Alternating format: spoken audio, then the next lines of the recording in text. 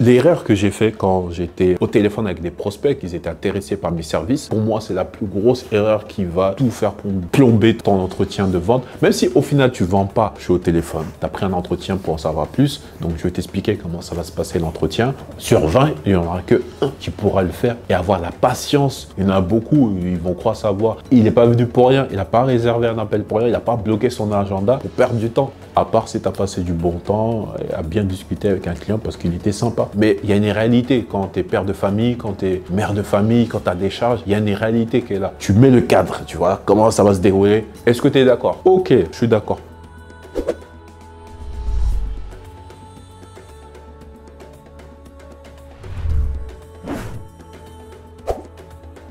Alors, la grosse erreur qu'on fait quand tu es coach ou formateur, où tu vas proposer un coaching ou un accompagnement avec un client.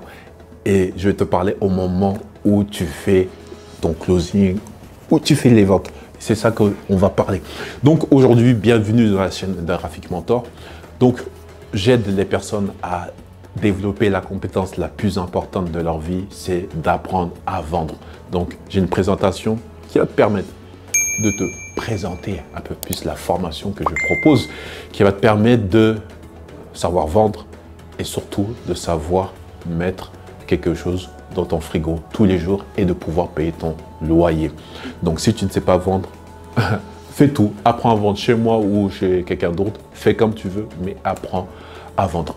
Donc, abonne-toi à vendre. La plus grosse erreur quand tu es en train de vendre un accompagnement, un coaching, quelque chose voilà, qui dépasse les 2000 €. Tu vois, si tu es coach ou nouvellement coach ou apprenant formateur, bref, il y a plein de noms. Mais pourquoi je te parle de ça? Parce qu'il y a quelques années, je pense qu'il y a 2 ans, j'accompagnais des personnes à créer leur organisme de formation. Je pense que c'est toujours en cours, mais je n'offre plus un mentorat tout le temps en fait. Là, je propose juste la création du centre de formation. Mais avant, je vendais un accompagnement sur 6 mois ou 3 mois, je ne sais plus exactement. Et c'était moi qui étais là tous les jours, enfin tous les jours, chaque semaine avec la personne. Donc, je vendais du coaching, tu vois, du coaching plus une prestation de service parce qu'à côté, on créait ton organisme de formation en parallèle, tu vois. Donc, l'erreur que j'ai fait quand j'étais au téléphone avec des prospects qui étaient intéressés par mes services, c'était que, surtout quand tu démarres au début, je parle de quelque chose de vraiment qui m'a vraiment réveillé, c'était que quand tu es en entretien avec une personne, voilà, elle prend rendez-vous, elle est intéressée, elle veut en savoir plus, elle est même prête à commencer. Et moi, par peur de rater la vente, par peur de ne pas faire rentrer de l'argent, parce qu'en fait c'est ça, c'est que tu as engagé plein de dépenses pour ton tunnel, pour la publicité, bref, tu veux avoir un retour sur investissement immédiat, du coup tu vas commencer à faire la plus grosse erreur. Pour moi, c'est la plus grosse erreur qui va tout faire pour plomber ton entretien de vente. Même si au final, tu ne vends pas, mais si tu ne fais pas cette erreur-là, ce sera bénéfique plus tard, tu vois. C'est que, voilà, je décroche, je suis au téléphone. Je dis, allô, oui, tu as pris un entretien pour en savoir plus. Donc, je vais t'expliquer comment ça va se passer l'entretien. Tu vas te présenter, il y aura ci, il y aura ça. Bref, tu mets le cadre, tu vois, comment ça va se dérouler l'entretien téléphonique. Est-ce que tu es d'accord? Ok, je suis d'accord. Donc, ce qui se passe, c'est que on commence à faire connaissance, je commence à avoir des points communs, tu vois. On commence toujours par ça. Je commence à me dire, voilà, comment tu as commencé à me connaître. Donc, ça aussi, il faut analyser. Comme ça, tu connais mieux un peu tes clients, sur quels réseaux sociaux ils sont le plus actifs. Ensuite, il y a un moment un peu charnière, c'est-à-dire que, ok, la personne, elle n'a pas pris rendez-vous pour rien. Elle est là, elle sait qu'elle est intéressée, elle veut aller plus loin, tu vois. Et maintenant, on va se rapprocher à annoncer le prix. On va se rapprocher à peut-être présenter notre offre, tu vois. Et même avant ça, on fait cette erreur-là. C'est que on parle trop de nous. On parle trop de qui nous sommes. On parle trop. Et moi, je me suis retrouvé dans des situations où, normalement, dans l'entretien, c'est toi qui poses des questions et c'est la personne qui parle. Tu n'es pas obligé de faire en même temps un coaching où tu vas leur apprendre tout, en fait, tu vois. C'est juste, est-ce que la personne, elle est adéquate pour prendre ton offre ou pas? Et moi, je me suis retrouvé, vu que j'avais cette peur de perdre la vente, de commencer à parler de moi, de lui expliquer des concepts, de carrément lui faire un coaching que normalement je devais vendre à côté, à je ne sais pas combien, je le faisais là.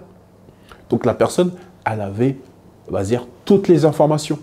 Et le pire, ce que tu es en train de faire avec ton client, c'est qu'au téléphone, même si tu lui donnes beaucoup d'informations, il va il va pas retenir tout, tu vois, même s'il note, il va pas retenir tout, tu vois, même si tu leur donnes des étapes.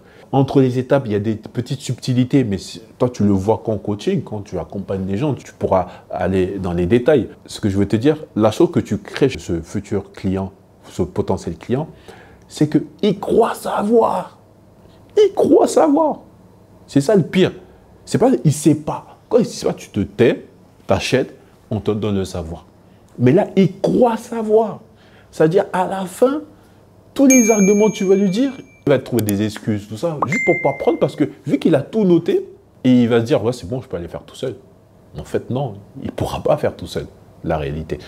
Enfin, si, sur 20, il n'y en aura que un qui pourra le faire et avoir la patience de se prendre des murs et de recommencer. Il y en a beaucoup, ils vont croire savoir, dès qu'ils auront le premier, ils vont arrêter. Et ça, c'est le premier effet pervers, le fait que tu parles trop, tu donnes trop d'informations parce que tu as peur de perdre la vente. Tu donnes trop d'informations. Trop. Hein. En fait, tu rentres trop dans les détails alors que ça, tu vois ça en 3-6 mois avec la personne, étape par étape. Et toi, au téléphone, tu es en train de le envoyer des trucs pour que la personne dise « Ah ouais, c'est bon, j'achète. » Mais en fait, non. Plus tu donnes d'infos, enfin, sur ton offre, hein, c'est même pas le closing, enfin, la partie entretien, c'est de savoir est-ce qu'on peut l'aider pour qu'il prenne l'offre ou pas. Là, non. Là, tu es en train de lui envoyer plein d'informations parce que peut-être là, tu as le syndrome de l'imposteur. Tu vas dire, ah non, je ne suis pas assez légitime. Bah, du coup, qu'est-ce que je fais? Quand tu es un pro, quand tu es un spécialiste d'un domaine, dès que tu as le syndrome de l'imposteur, ça veut dire quoi? Ça veut dire que tu ne te sens pas légitime, entre guillemets, de proposer cette offre-là. Qu'est-ce que tu vas faire? Tu vas envoyer des détails, de la technicité, des mots techniques. Tu vas lui envoyer des trucs. Eh, ton futur client, déjà, il y a de grandes chances qu'il ne devienne pas client. Il y a de grandes chances que tu fais mal à la tête parce que tu utilises des beaux vocabulaires que lui, il ne comprend pas. Tu vois? Tu ne comprends pas parce que en réalité, tu mélanges tout. C'est au coaching que tu vois ça. Tu vas voir des définitions, tu vas voir les effets, tu vas faire des exercices. Mais là, tu lui balances tout ça. Et il va fuir. Et la chose qu'il va faire, il va fuir. Et moi, c'est ce qui s'est passé. À force de donner trop de détails, les gens, ils partent en croyant savoir. Et après, est-ce qu'ils ont des résultats ou pas? Je ne sais pas. Bon, après, je ne suis pas parti demander, tu vois. Et ça t'évite beaucoup de ventes.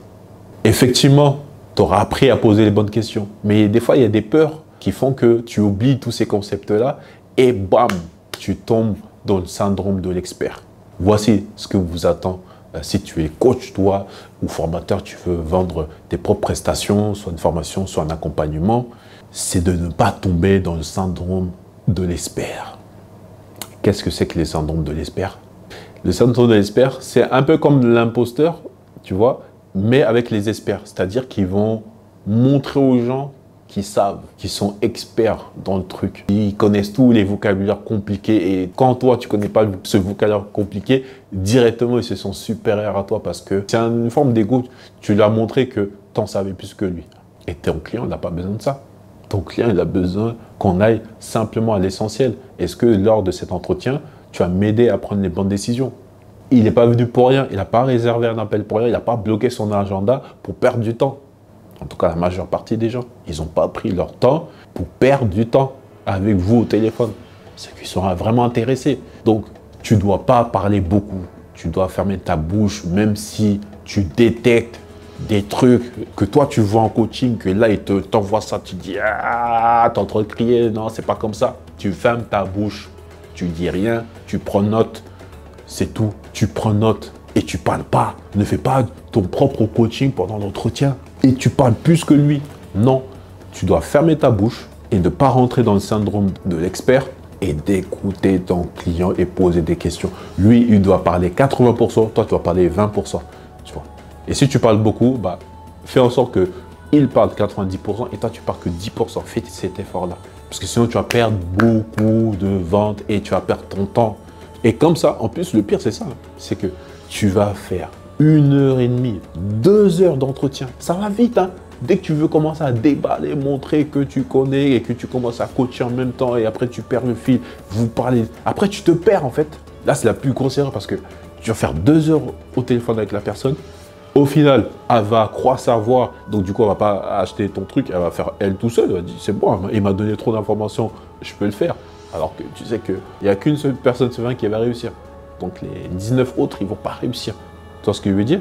Et toi, tu as perdu ton temps. Tu as perdu ton temps. Pourquoi? Parce que tu n'as pas encaissé d'argent. Tu t'es pas amélioré sur la bonne écoute du client. Tu t'es amélioré sur rien du tout. À part si tu as passé du bon temps à bien discuter avec un client parce qu'il était sympa. Ça, tu pourras le faire. Mais quand tu gagneras beaucoup d'argent, tu pourras te permettre de passer du temps comme ça avec des clients. T'en fous, tu n'as rien à perdre parce que ton compte en banque, il est rempli. Là, à l'heure actuelle, si tu es en train de regarder cette vidéo jusqu'à la fin, c'est que tu as un problème. Et j'avais ce problème-là. C'est pas grave. Tu l'améliores, tu te fais accompagner et tu avances. Comme ça, tu vas pouvoir vendre tes produits. Les promesses là, de business en ligne et tout, c'est bien, tu vois. Mais c'est pas tout le monde qui réussit du premier coup et qui va. Je dis pas que c'est pas possible. Mais il y a une réalité quand tu es père de famille, quand tu es mère de famille, quand tu as des charges. Il y a une réalité qui est là, tu vois. Et la réalité, c'est quoi? C'est qu'à la fin du mois, tu dois faire rentrer quelque chose, tu vois. Et ne fais plus jamais cette erreur-là, ok? Allez, ciao.